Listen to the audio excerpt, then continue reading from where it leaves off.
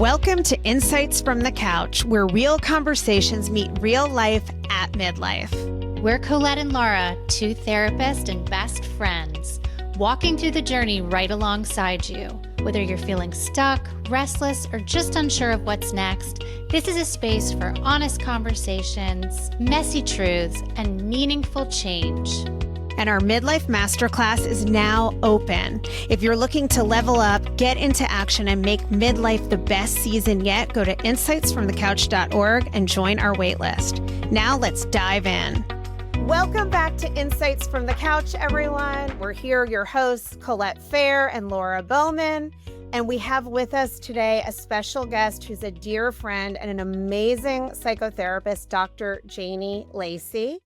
I want to just start out by giving you a little intro to her impressive credentials before we dive into our topic today, which is toxic relationships, love addiction, and of course, most importantly, breaking free from those relationships and finding healing.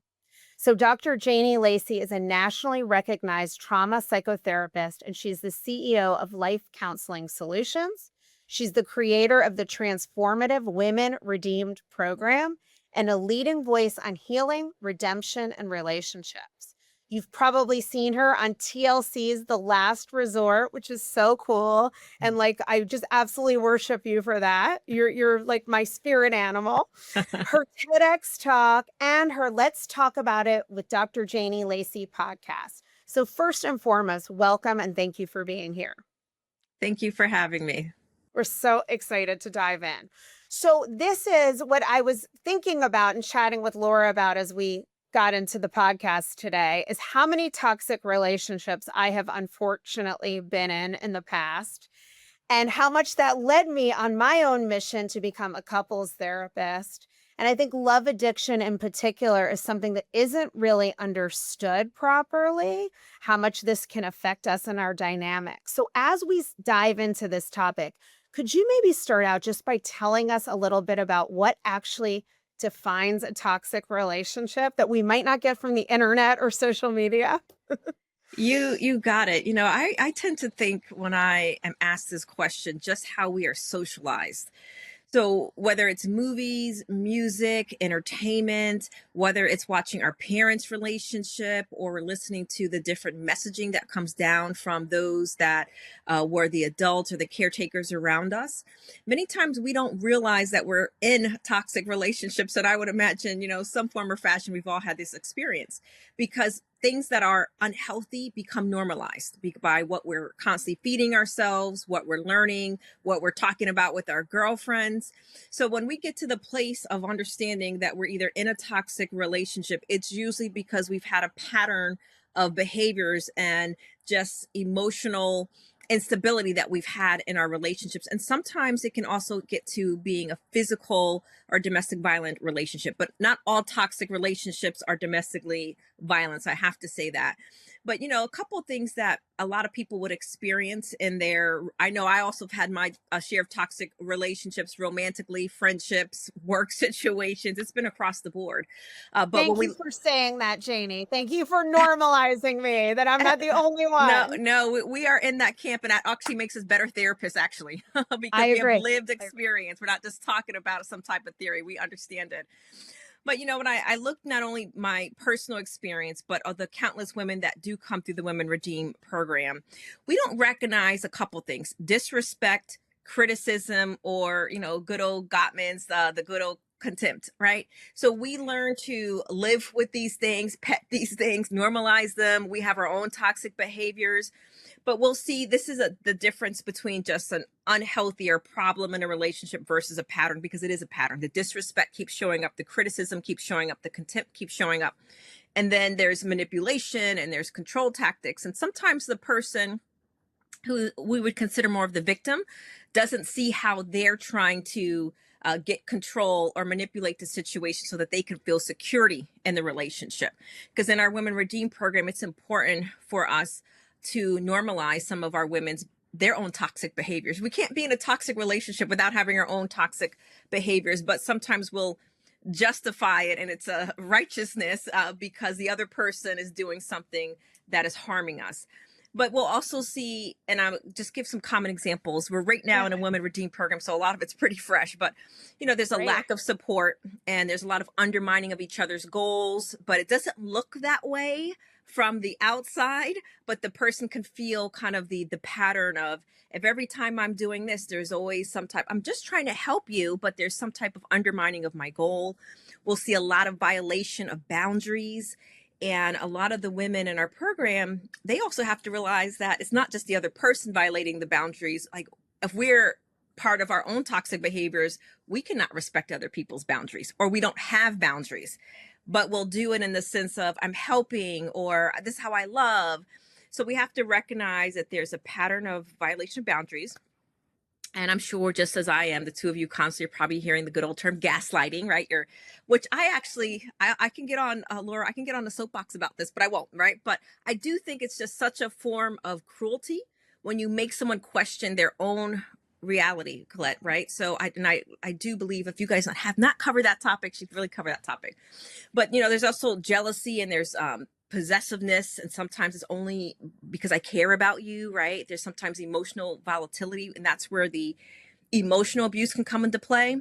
And we'll see, well, I grew up in an Italian home, or I grew up in a Puerto Rican home, this is how we speak, right? So we will That's what I justify. heard that this week. Totally. I've said that in the past. Like, this is how I express myself. I'm Italian. I'm from New York. Like, if my voice isn't raised, I don't even know what's happening. Right, we've done it, we hear it, right? We make excuses for our bad behavior, we minimize it. And then sometimes, we can probably go in a lot more characteristics of toxic relationships. But another one I commonly see in my practice is a power dynamic where one person dominates. And sometimes this can come from a traditional model where the wife is relying primarily on I'm just using heterosexual language. The husband is bringing in the finances, and she's primarily taking care of the kids in the household. And then if you have this undercurrent of a toxic relationship, remember, it's a pattern, not a behavior. And then there's control that happens. And then that's where she can get into her trying to please. And, he can be doing things outside of the relationship if he's a fearful avoidant. All right. But I think the one thing I'll end about just talking about toxic relationships, or the topic, is I believe, Laura and Colette, it's just the impact that it has on people. Like, when I talk about the movies, the music, and these types of things, yeah, it could be entertainment. But as we know, the three of us are walking not only probably our own paths at some point, but we're walking with our clients through these paths. It's not entertainment. They lose their self-esteem, their self-worth. There's this chronic stress and anxiety.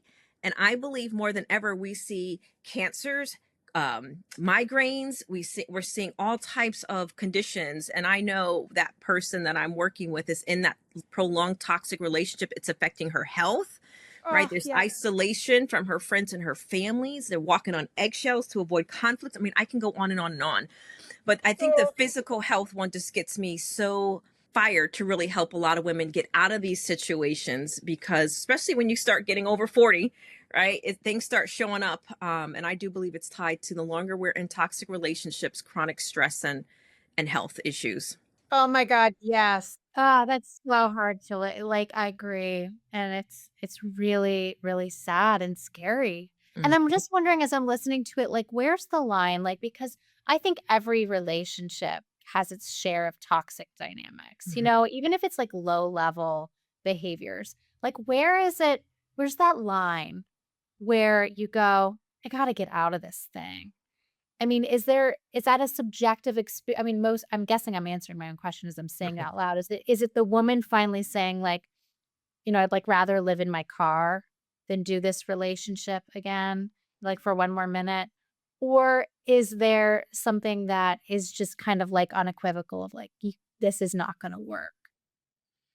Well, I do think it's very nuanced, and right, as therapists, we never tell people what to do, but we can draw all the different paths. But what I'll see is when people commonly, if I talk about what I think what commonly gets people to that place, especially if we look at it from a female perspective, is that she feels like she's tried everything that she can try. She's taken him to therapy. She's tried to be the perfect girlfriend, the perfect wife. She tried to do all the things that he's complained about, and she's Yeah. just spinning her wheels. And at some point, that's where the relationship becomes so much more harmful than it is anything that's going to bring you into any type of healthiness or your better self. So when someone constantly, it's like the death by a thousand cuts, when someone is getting to that place where their arm is getting ready to fall off, and they just can't see a path forward. I think a lot of people will get to that place naturally when, even when they haven't done their own work. And that's why I say naturally, because they'll feel like I've tried everything. I'm staying for the kids. I'm trying to do everything that he said, but then they lose themselves. They become numb and perhaps get their own addictions to numb the relationship. But I do think that there's the other side of it, where there are couples that have gotten through the toxicity of their relationship. And I always at least tell my clients, one of the hallmarks of that is if there are two people who have a growth mindset, their ability to have insight into their own behavior, they take accountability, and they can start developing empathy for the other one's experience, even when it hurts them to do so. So when you have these things that start showing up on repeat, then there is a way and a path forward. But when one person is dragging the other one into therapy, I know I'm not the only one that has had that experience, but they're dragging them into therapy, they're checking the box, and this is who I am, and they don't want to give up whatever that behavior is for them. Sometimes people have to realize that if I stay in this relationship, I'm just going to no longer have life for myself. And that's where the sicknesses do start. Yeah, you lose yourself completely. So that really helps to hear it that way. And it makes sense. I've experienced that personally, what you describe, and also see that, of course, all the time being a couples therapist, as I know you Mm-hmm. guys do too. So I'm also curious about a couple of things in what you said. So, one, the power imbalance. Mm-hmm. Do all toxic relationships have a power imbalance? Is that a hallmark feature? I'll sound like a typical therapist and say it depends, right? But the one thing that I will show, the one thing that I see, and that I constantly that shows up in the room, is that there is a level of power imbalance, and sometimes that comes through attachment. So when we have a couple who, let's say there's a typical anxious attachment style and an avoidant attachment style, it's usually the avoidant that holds the most power in the relationship emotionally, which is why For I say sure. it depends, because we can look at it from a financial standpoint. We can look at Yeah. it as, but when we it down to the bottom of it, and you're looking at these attachment styles, and especially if there's an anxious attachment style in there, that's the one that's usually chasing. That's the one that's usually Yeah. obsessive. That's the one that, can get obsessive about the relationship, where the avoidant, I think sometimes people get the avoidant, sometimes it's cold or they don't care, but they're just trying to survive themselves. They cannot live in that shame. They can't live in, so they have to cut themselves off to kind of survive. But for the anxious attachment, the balance, they're just trying to get that person to see me again. And if we look at it from a power dynamic, that can be considered a power imbalance. Oh, I agree. Yeah. Yeah. And when I'm doing discernment counseling, which is the very specific model of therapy that's designed to get an answer about whether you should stay or go, Mm. implicitly people will complain that, oh, they have all the emotional power. But the reality is, no matter what the dynamics, if somebody's leaning out of the relationship or contemplating divorce, they automatically inherently have more power. So I'm really loving that you're pointing out the power imbalance can be emotional. And Mhm. it isn't necessarily that person is trying to have power over, it just Mhm. happens organically, or it can be financial, which leads me to the second part of my question. I remember being in graduate school for therapy, Mhm. and whatever the class was with Dr. Valerie Thomas, where we talked about like feminist theory, there were videos we watched. I can't remember who they were with, but where they said, if you're in a relationship and you don't have economic leverage, like my first marriage, I did not work. I was a Mm. stay-at-home mom. I had no financial power of my own. And at the time, I didn't really care to have it. Honestly, it didn't bother me until I got divorced. Now, I would never go into that again. I'm not frowning on anyone's decision to. But in these videos and what we learned in the class was that if you're a woman and you don't have your own source of income or money in the bank that Mhm. you bring to the table, that you are automatically not in a healthy dynamic and you have no power. And it made me reflect on all the friends. I mean, that is definitely what we learned. I'm not saying it's right. And this is why I Mhm. want to hear what you have to say. But I have many friends who are in long time, 20-year marriages. They've never worked since they got married and they're very happy. So I'm just curious your stance on that. Do you see a huge economic differential and the power imbalance that is implicit in that as a problem? Or do you think those relationships can be healthy? I do think that they can be healthy because it depends on the parts, right? So if you have for example, let's say the male is the one that has the power, as you're using the example, he goes out into the workplace and they decide for their family system that the wife would stay home. She's the CEO of the home and she's going to take care of the children. If it's his character to be loyal and to be respectful in the relationship, the power imbalance doesn't matter, but it has to be his character. It doesn't even mean that she's doing anything. It doesn't mean that she's modeling Victoria's Secret at home at night. It just means that is his character. That is what he's bringing to the table. So when you have healthy parts in the relationship and there's a respecter of what they're building, I 100% believe it can work. But I do think it's dangerous when you have the parts that are coming into the relationship where, let's use the good old word, the narcissist, right? So she doesn't even know that the person she's marrying has high narcissistic traits and it starts coming out later on. I mean, that's a very emotionally and mentally dangerous place for a dependent person to be in a relationship. So it all comes down to the parts. So I do believe that, and I've seen it, personally in my friend circles, that 100% it can work. If two people, that's their compatibility, that's their agreement, and that the head of the household, if we look at the traditional model, he has a healthy character traits that he brought to the table and it has nothing to do with her, and vice versa. Though, I think that what I would teach my daughter, certainly, and I would say to my younger self is, yeah, maybe you're reliant on that other person to bring like a really solid character to the table, and like you're inherently at risk. Like I think that like a woman not having access to her own money just puts you at risk. You're just It's at dangerous. it's dangerous. I don't feel safe. Yeah, because we also are three therapists who have walked a lot of women through these dangerous situations. So that's why I say it's a balanced approach, because I think there are women who, that from a traditional model that, to me, it's not even that they're happy in the relationship. Are they satisfied, right? That Yeah. have lived long term, that it has worked. So, but I'm kind of middle of the road. I don't take a hard stand that you have to have your own money, you have to do these things. No. But I do believe, to your point, that there has to be looking at it as a business. So if I'm going in business with you as a partner, I need to understand your character, your belief system, and how are we going to do this? We both can't be the CEO, right? But on the other hand, like we all three of us I'm assuming we've all walked lots of clients through the situations where it has been dangerous, where they've become completely dependent. They couldn't leave. They're reliant on the children, all these other types of things. So then it can warp our viewpoint that, no, she has to have her money. She has to have her own bank Yeah. account. That's been my own experience. I lived that was not a great choice for me personally. I don't presume to project that choice onto others because I do have friends who are very happy. And I think it's brilliant what you pointed to, because I think it's the nexus of it all is that when you're getting into a business with somebody you choose as a partner, and if you're going to be dependent on them financially because you're providing other aspects of that business deal and that feels good to you in your own value system, it's going to come down to how safe are you with the character traits of this person. And I would have been probably eventually I would have needed to go back to work because that's my own process and who I am as a person. But my choice would have been safer if certain things hadn't happened that I didn't know were a part of the bargain when I made it.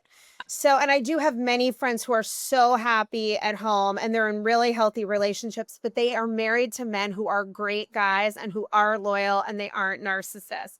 So it's a personal Sure. choice, but it depends on the character. So I'm Totally so agree. glad you said that. Yeah, yeah, yeah. Because where I'm at right now, I would always have my own bank account. That's why I say I go on both sides, right? So having Yeah. someone been married and being divorced and having dated after divorce, 100% at this time in my life, it's my own bank account. It's my own purpose. It's my own, piece of the pie in the world. So that's why I say I can see both sides. But how I am now, I agree with you. It's my own bank account. Yeah, yeah, and that's the personal journey. I mean, I'm Yes. married. We have separate bank accounts.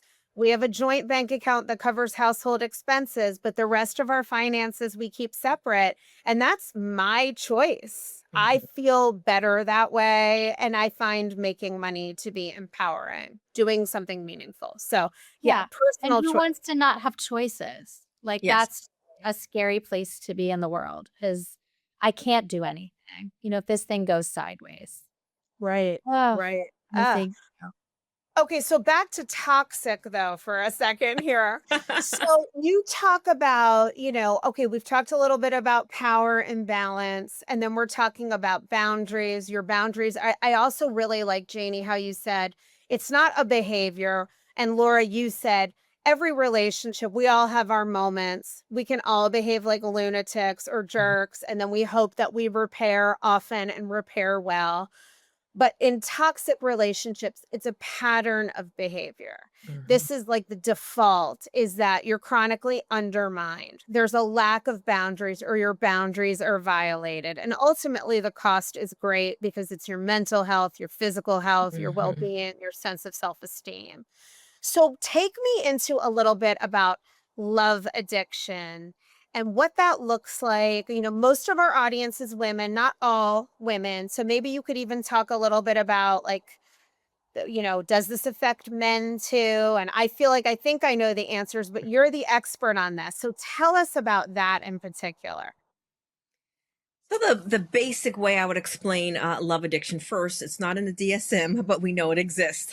So we're still looking at a behavioral pattern, but the difference between just a general toxic relationship is a person becomes, I would suggest, dependent on the intense feeling that's associated with being in love or relationships at the expense of their own well-being. So Pia Melody, she will define it as a love avoidant and a love addict, right?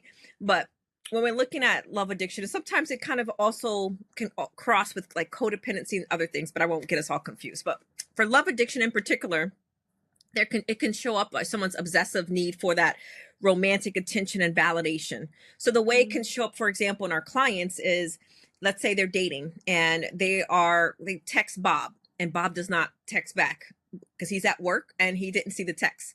In her mind, her obsessive thinking is like, well, why is he not texting? Well, maybe he didn't get the message. So then she starts texting him again. Did you get my message? And then she starts right. There's an obsessive narrative that starts getting created in the mind, right? So we see that through and through with love addiction. But then another common one we'll see is there's an inability, I would say, to be alone, and there's an undercurrent of a fear of abandonment. And Mm, and one of the things I'll see, Colette, is sometimes the women will say, "Well, I've been alone before." But they don't see that they have, I guess in today's terms, it's called sneaky links, right? So they have someone that they're talking to, or maybe is a potential romantic interest. So they may not be in a relationship, but they have options that are kind of riding in the background because of that fear of abandonment. They always have, like, a source of supply. Like, they're always on the take for a source of supply, and I've been like, I know you held up, Elizabeth Gilbert's book. Do you read that Yes. in your group? Are you guys book clubbing that? Our books that we're reading is The Gifts of Imperfection by Brene Brown, and then Ready to Heal by Kelly McDaniels. And we have a group chat, and we several of us are reading the book, and Yeah. what it's is kind of the an book extra. called? What is this book called? Because I know you guys have both Yeah, read it, so it's right? called All the No. Way into the River, and I would actually recommend, if you're going to read it, to listen to it, because she narrates it herself, so you can hear her passion, her emotion. But she'll talk about her sex and love addiction, her codependency, her substance abuse, and then I don't want to get all into it, but she's speaking first person through about her life experiences, and I believe every woman can relate to some part of her life. Maybe not to the intensity of some of the parts that she's experienced, but we can relate to all of it. So 100% you guys should be reading it. And the Yeah. gifts of imperfection is so good. So it's Yes. really that, as you talk, Janie, I think about my younger self in relationships, whether or not I met the full criteria of love addiction, definitely some of this anxiously attached, Mhm. really, really scared of abandonment, always having a boyfriend. I mean, by the time I got Mhm. divorced at 31, I had had a boyfriend from age like 14 until 31. Like I broke up with my high school boyfriend and 5 days later I started dating my husband. There were no breakups. And it really wasn't until I was single for a decade in and out of relationships that I identified some of these tendencies, that I would fall in love with love, that I would need that LAVA Mhm. acronym, that like love, attention, validation. What's the other What's the one? other A? Adoration or Approval. Approval. approval? Yeah. Yeah. Yeah, that if I was, and I'm so relational as a person, so I think it can be hard to define the line. Like if something doesn't feel good in my close relationships, it affects me deeply, and I don't think that's necessarily unhealthy, but I love how you pointed out the at the expense of yourself.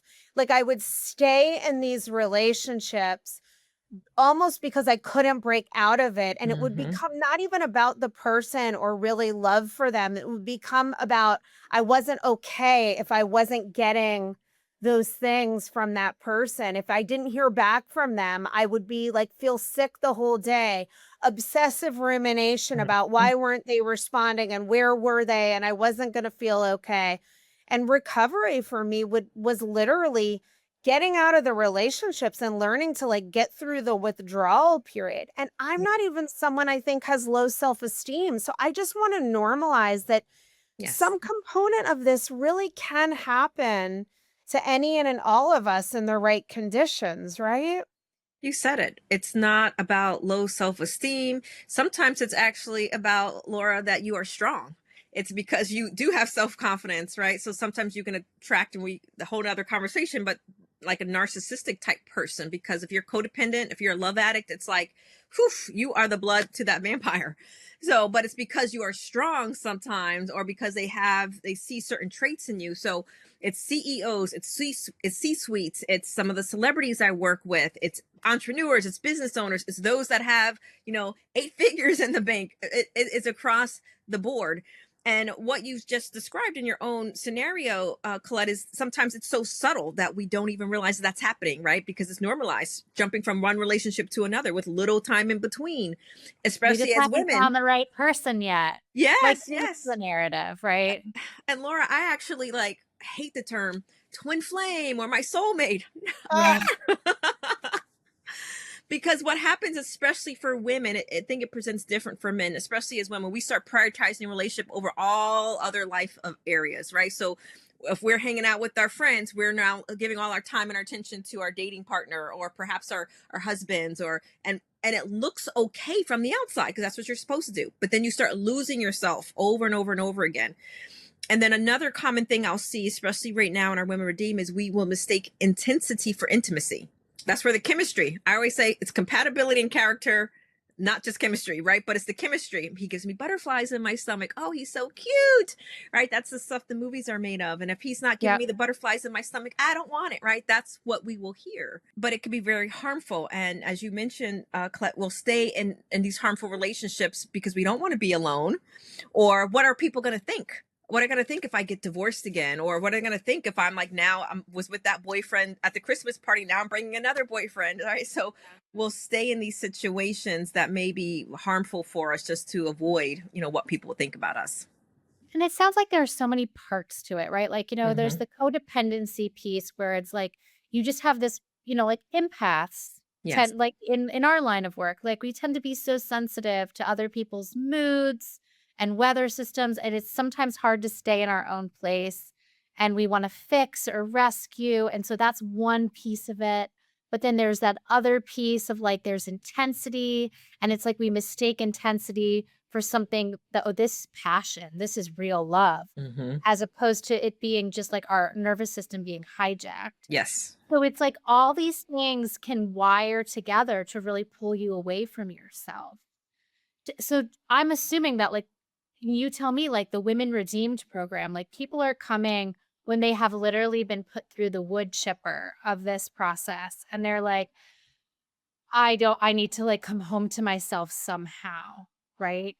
Yeah, most people, when they come to someone that either specializes in love addiction or toxic relationships, or in our case, Women Redeem, it's usually not because they've had some type of enlightened moment or they read a book. And it's usually because they are just so sick of being sick. I mean, so they come at usually Mm. there, but they can still show up at work. They can still do the things because we learn to live in parts. But at the core of them, you mention it, it's anxiety. It's constant. I can't think. I can't. I'm not taking care of my children. I'm not taking care of myself. I can't. I'm obsessing about this person, and some of the situations that we're having this year, and the two of you are probably aware of this, but now in the state of Florida, the stalking laws are October 1st. It's set in. If you're putting a tracker on a car, it's third No, I don't degree. even know this. Wait, It's sorry, third go degree ahead. felony. Educate us. Yes. So October 1st, there was a law that's passed in the state of Florida that you cannot track somebody without their permission, even if you're married to them. And that means that if you get found out, it's a third degree felony in the state of Florida. So you can't throw, a tag in your husband's car and want to make sure he's going to work. Because if your husband was to find out, and let's say he's toxic, and if he was to call the police and say, hey, there's this tracker in my car, and they trace it to his wife, especially if he wants to press charges, you're going to jail. And this is what we're coming up against now, because a lot of women historically have been able to find out about affair partners, been able to find out about, and you can't even connect them on your phone unless you have consent. So let's say they're having a nasty divorce and he says, well, she's had me on 360. She didn't have my permission, right? She could be charged with a third degree felony October 1st in the state of Florida. So we're dealing with a lot of now that's causing people with anxious attachment styles even more anxieties that, I used to be able to secretly put a tile on. It does not apply to kids, but I could put a tile on my boyfriend's, in his car to see that he was really going there. So a lot of anxiety has been coming up. Yeah. I mean, my first instinct when you said this was this wasn't already a law. I mean, I have to say my first instinct was good. You shouldn't be tracking. But look, I've been cheated on. It's absolutely devastating. I get wanting to know and how hard it can be to know, but should we really be tracking people without their consent? No, we're all healthy, right? So we're healthier, I should say. But Yes. we know that if you feel right, the rule of thumb that I recommend is if you feel like you have to track somebody, you probably already know something's not right. Right. Yeah. But we also know when people have that anxiety, we've probably all had women clients that I have to know. You kind of know that something's going on, but until they walk in on him actually being in the bed with another woman, some people don't leave because they don't have, which is the gaslighting. Right. So I saw that woman's name pop up on your phone. Like, who was that? What are you talking about? Why are you up? Right. And then they get into this thing. So the gaslighting, that's why I believe it is so cruel. It is cruel to make her think that she is crazy when she knows what she saw. I do believe that is cruel. I agree. I think it's one of the cruelest things. I mean, I once in a cheated on scenario, I once totally accidentally stumbled upon a note that it was an email that had a two-way interaction where it was clear that sex was happening. And yet I was told very definitively that nothing happened. It wasn't what I thought. And you can feel in your gut when you know to some degree that something's not right. But I can really empathize with those of you who are listening where you want that proof because it's so painful and the consequences are so dire. But I like what you said. This is what I say to people about looking at someone's phone. I don't think there's anything wrong with sharing transparently. I think it's part of affair recovery to say, hey, you want to look at my phone? Let me open that up to you. We have to feel safe again. But to me, if you're wanting to look at a phone and you don't have consent, that's your radar that something needs your attention. Because I haven't looked at my husband's phone one time. It's lying there, right? But I have the password. He has the password to mine. We have each other on, iPhone location. To me, I never check. I'm not worried about it at all.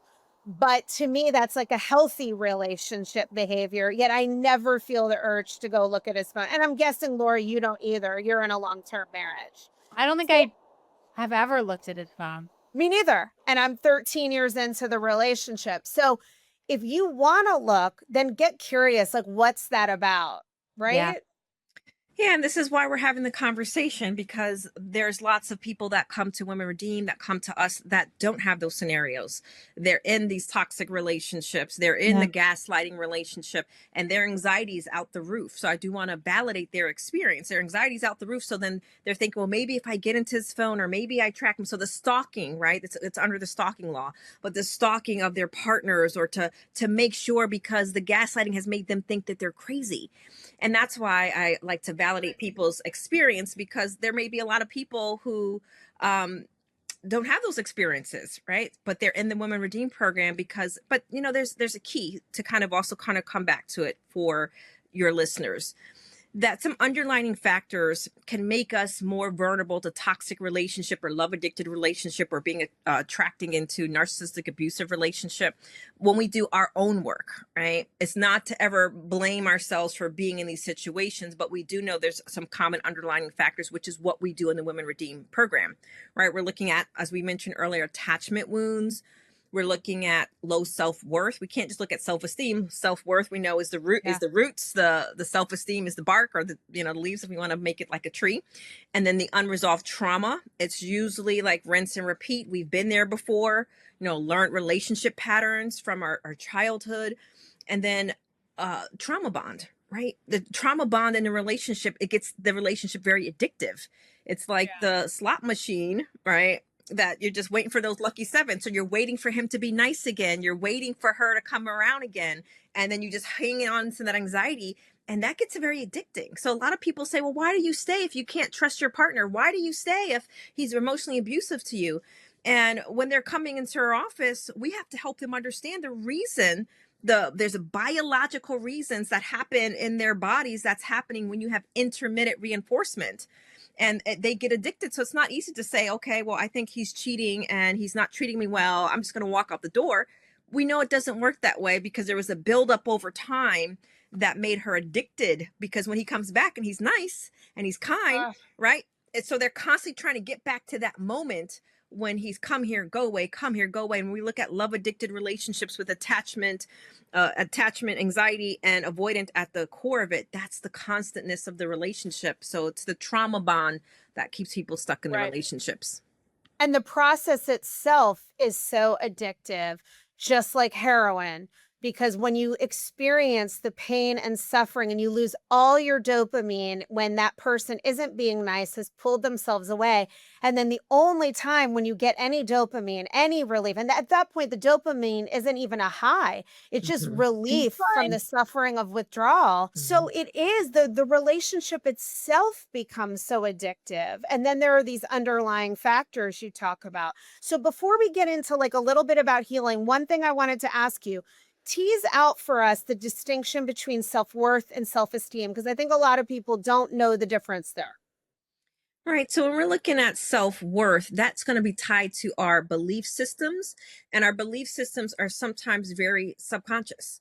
Right. So it's not necessarily what we say. I can say, oh, I believe I'm the best thing since sliced bread. But if you watch my behavior and how I show up, you can see a contradiction. So when you're looking at people's belief systems, it's usually in the contradiction. We can see the belief system, which is their self-worth, right? Their self-esteem, that's things that we can see. Am I taking care of myself? Do I speak affirmations over myself? Do I know that, I deserve this? To me, it's a little bit more on the surface.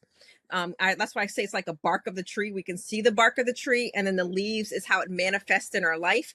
But the self-worth is going to be in those roots. It's going to be in the belief system. And the belief system is really going to be the rinse and repeat that we show in our life. Mostly as we're talking about relationships, you can see that. And, the other thing I like to say when we're talking about love addiction and toxic relationship, because the two of you just made me think about it. There are people that are in toxic relationships or love addicted relationships that are married 30 years, that are married 20 years. So I don't want people to think it's just somebody that's dating or, maybe not in a marital relationship. There are women, they're currently right now in our Women Redeem. There are people that are leaving long-term marriages like 30, 40 years, right? So they've been back and forth, come here, go away. Inside the relationship. So if someone's listening to this and they think, well, I'm married 20 years, but I know something's not right. There must be talking about dating. No, we're talking about all relationships. Glad you said that. So take us into like the healing, and you did talk about it a little bit about like the the attachment wounds, the trauma. Like what do you do in the Women Redeem course where and I'm assuming the group component is huge for women, just to see it in other people. But like, what are the components of healing in a group like that? For one, I do believe when you are healing from a toxic relationship or a love addicted relationship, as a therapist, just like the two of you, I believe group work supersedes individual because of that. They're in the system where they get to witness. They get to know I'm not alone. They get to hear other stories that reminds them of something that they don't have language to yet. So the group work to me is the foundation, because also the isolation that happens when you're in toxic relationship, women hide because of shame, because of guilt, because of image, and especially the higher public image that you have, the more you hide it. So in the group setting, you're going to be with women that are on the same path. They may have it manifesting differently. So that's the first thing. And we do 90 days, which is 12 weeks on purpose, because we know the detox process. Most women use Women Redeem as a detox process. They're going no contact with a toxic ex-husband or partner. And we know that that is the most about 14 to 21 days after you decide to go no contact is also the time where you relapse, right? Relapse is extremely high in toxic relationships and love addicted relationships, which is why the power of the group is important. So that's the underlay, the group work, the detox of the 90 days, but not everyone is going no contact in the group. There are people that are still married and working, just decide to work on themselves. But I have the 3 pillars, which I do talk about in my TEDx talk, is the 3 pillars of healing. The first, and we structure the 90-day group that way, I structure my retreats that way, is we first look at the mindset work. We have to get that Jehovah's window, right? There's things that we can see, they can't see. There's things we can't see, they can't see. We need to get into that box. What's the belief system? So we do the mindset work, and then we do the inner work, and we do a lot of experiential work.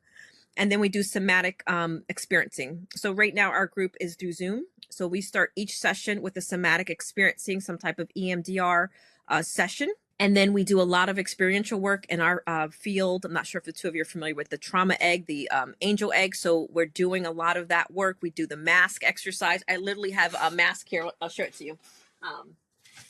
So we have the different mask exercises that the ladies do.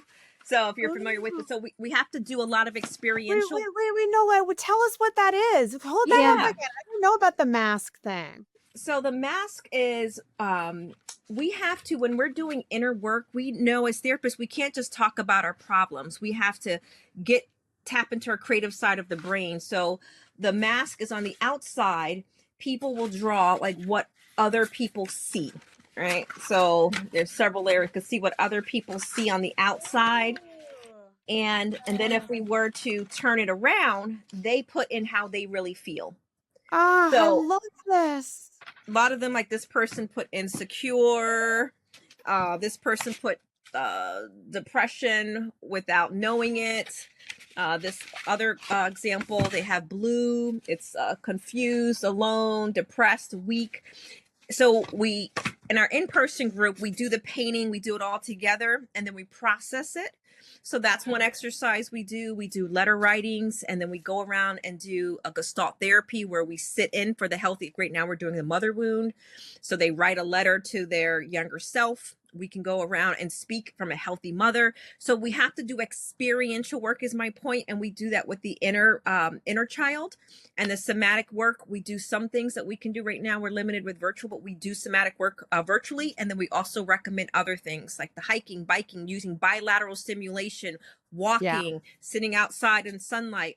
So we get a collective plan. And then the other thing that we do is we assign them buddies.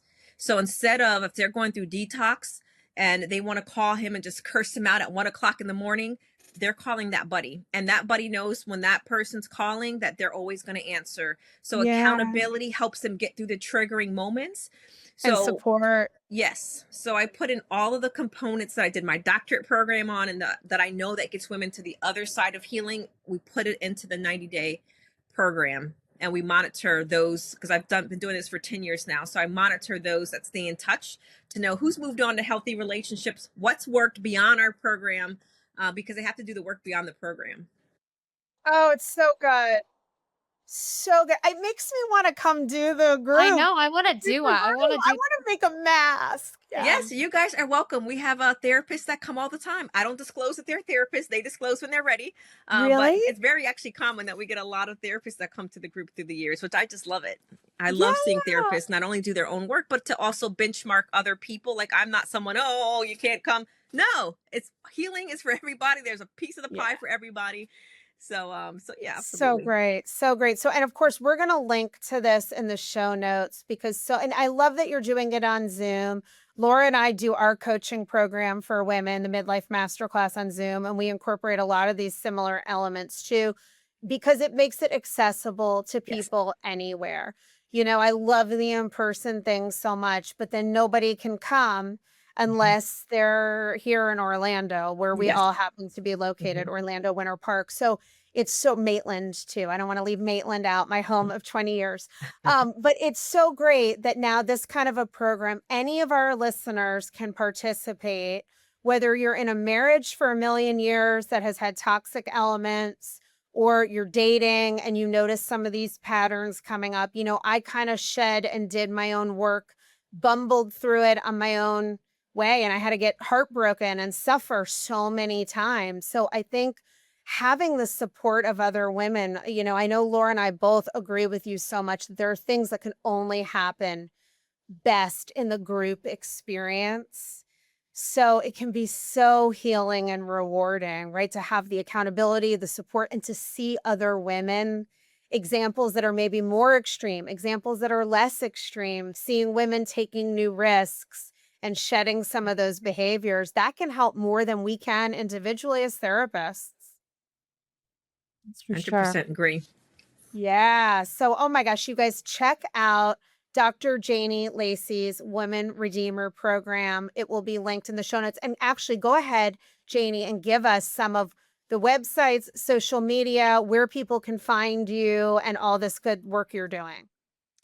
Yeah, so the main hub is just janielacy.com, JANIELACY.com. It'll link to Women Redeem, it'll link to all the social medias, but I'm Dr. Janie Lacy in all the social medias. Great, great. And of course, you're like a TV star too, which is amazing.